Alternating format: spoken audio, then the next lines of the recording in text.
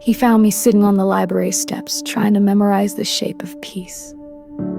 It was my third panic attack. That week I'd stopped going to class, stopped answering my sister's calls. The world had grown too loud, and even in silence, my thoughts screamed.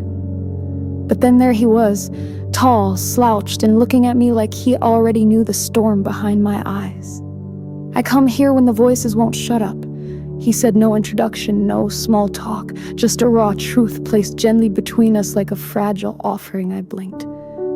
"You hear them too?" He smiled, soft and sad. Schizoaffective means sometimes I don't know what's real but you. He tilted his head. "You look real enough." His name was Evan. He liked coffee even though it made his hands shake, and he always carried 3 notebooks, one for his thoughts, one for drawings, and one he said was for when the others speak. I didn't ask what that meant, not then. I just sat next to him and felt a little less like I was unraveling. We didn't fall in love like the movies say you will. No dramatic music, no sudden kiss in the rain. It was smaller than that. He once held my wrist during a panic spiral and counted my breaths with me. I once pulled him back from the edge of a hallucination by singing off key until he laughed. It was in the little things, the gentleness in the way we let each other fall apart. I told him I had generalized anxiety disorder, that sometimes I wake up convinced the sky will fall, and it takes hours to believe it won't. He didn't flinch, just nodded and said, "Yeah, sometimes my sky falls in pieces too." He didn't scare me, even when he talked to people I couldn't see, even when his mood shifted like wind across a lake, still one moment, thunder the next, because when he was still, truly still, it felt like the safest place I'd ever known. Evan painted when he could focus, abstract things, faces melting into trees, words hidden in colors.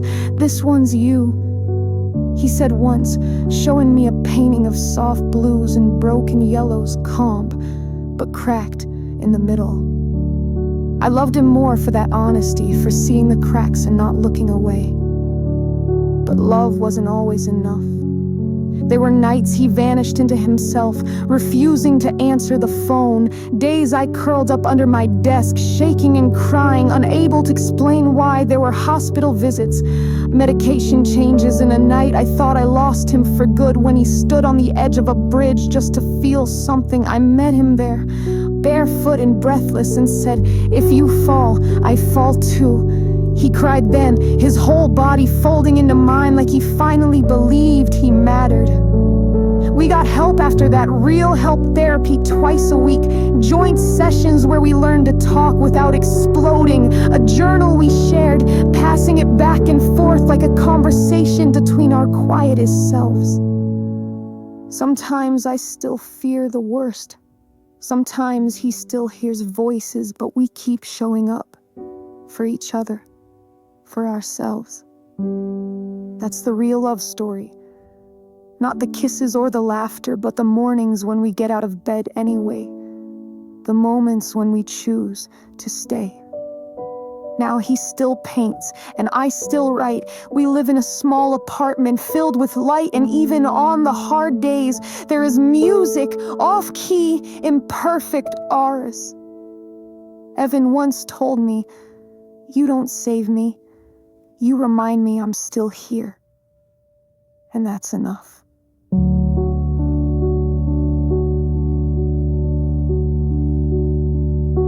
That's everything.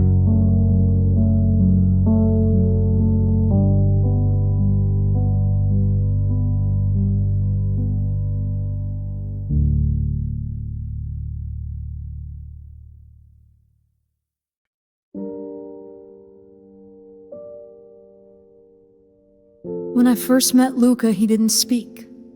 Not because he couldn't, he just chose not to. People in town whispered about him.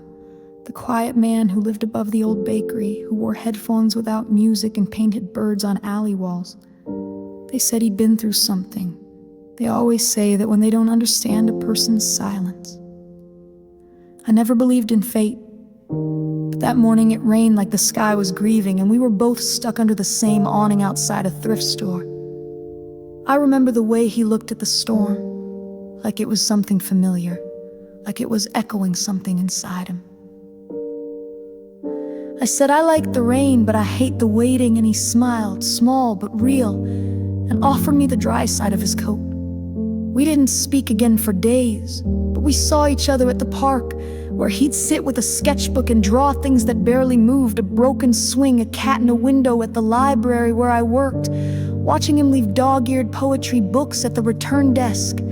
And once outside a church at dusk, where he stood completely still while the bells rang, eyes closed, like he was counting every second. It became a game. I'd write notes and leave them where I knew he'd look. "Do you believe in ghosts? What's your favorite hour? Tell me something that hurts beautifully." He answered in drawings, one of a cracked mug mended with gold, one of a woman dancing in the dark, and one I'll never forget. Just a hand reaching toward the sky, fingertips on fire. I didn't need his voice to fall for him. I fell in the silence between us, in the gentle ways he moved through the world without demanding anything from it, and how he noticed what most people missed. An injured bird on the sidewalk, the way my hand shook when I thought no one was looking. Eventually, he let me into his space spurs, warm, full of canvases leaning against the walls like they were waiting for breath. There was one of me, not obvious, not direct. But the curve of my neck, the way my hair fell, a memory he had captured without asking for permission, and I gave it without knowing. I asked him once why he stopped talking. We were lying on the floor, watching shadows move across the ceiling. His lips parted, then closed again. He reached for a pen and wrote on my arm, "Some things don't survive being spoken." I wanted to cry, not because I was sad, but because I understood deeply. I'd spent years pretending my scars were beauty marks and my loneliness was a choice. That night, I kissed him, carefully, like you would touch something ancient and sacred. He kissed back like he'd been waiting his whole life to be seen. But love isn't made of perfect days. It's stitched from the undone moments, and one morning I woke to find him gone. No note, no sign, just silence, thicker than ever before. I searched weeks, turned to months. I left messages, letters, even one of my favorite books with the title underlined, "Stay." It hurt more than I admitted, not the leaving, but the not knowing why. And then 6 months later, I saw a mural downtown, new, untouched by weather. It was a girl sitting in the rain, holding a coat over half her body on the other half. A boy's coat sketched in shadow above her head. Words were painted in bold white. "I loved you in silence. I left because the noise came back." I stood there until dark. And somehow that was enough, not closure exactly, but understanding he had loved me fully, fiercely. But love alone doesn't fix what breaks inside us. Sometimes it just holds the pieces while we learn how to heal. I never saw him again, but I still write him poems, sometimes in the corners of used books, and I leave them in the quiet places, the library, the thrift store, under the awning where we first met. Just in case he's still listening, just in case silence has shape, and mine still fits his.